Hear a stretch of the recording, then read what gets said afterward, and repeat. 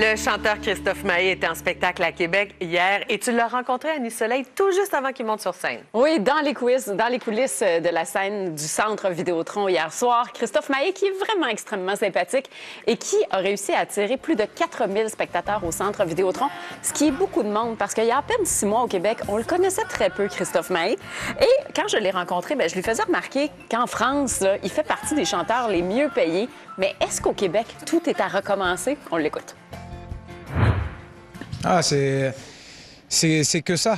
Mais c'est vrai que là, je suis reparti du début, quoi. À dire bonjour, je m'appelle Christophe Maé.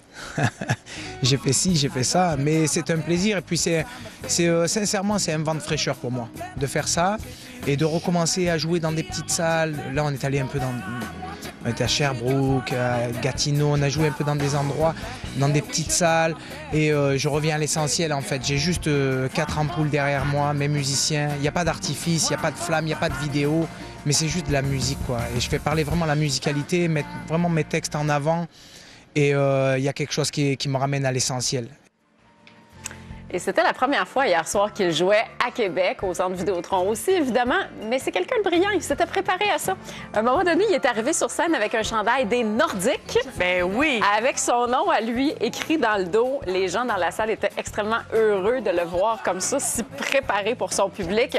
Donc, bien sûr, il a chanté son grand succès, Il est où le bonheur? Puis il n'a pas fait trop patienter ses fans longtemps, là. Il l'a joué, je pense que c'était la 6e chanson du spectacle. Et son but, c'était très clair. Il nous a vraiment fait découvrir l'ensemble de sa carrière musicalement sur la scène hier soir.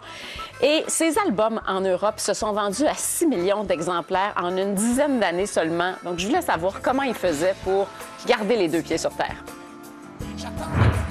C'est vrai que le succès peut énerver un petit peu, mais moi, c'est pas quelque chose qui m'affole.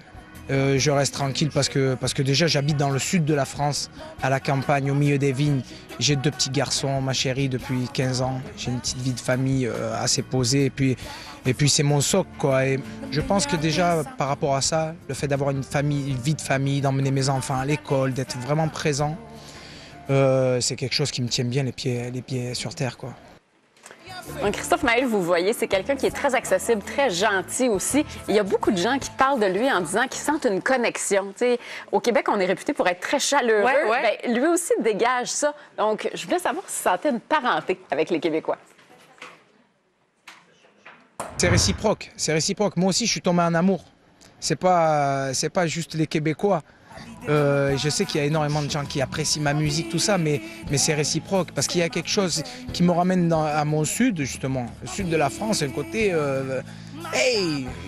très très chaleureux, très. Il y a une magie comme ça qui a opéré. Mais on est cousins!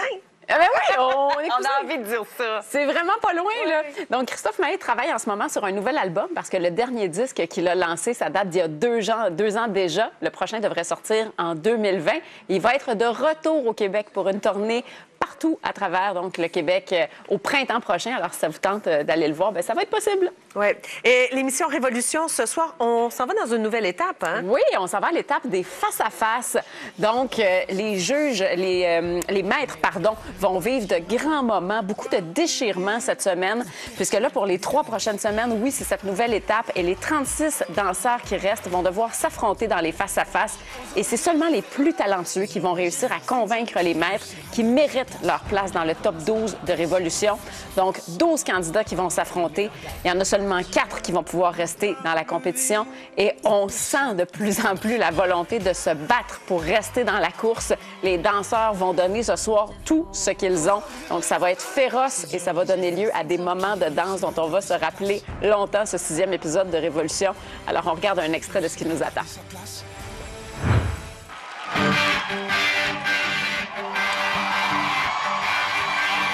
Chez moi, les points se balancent.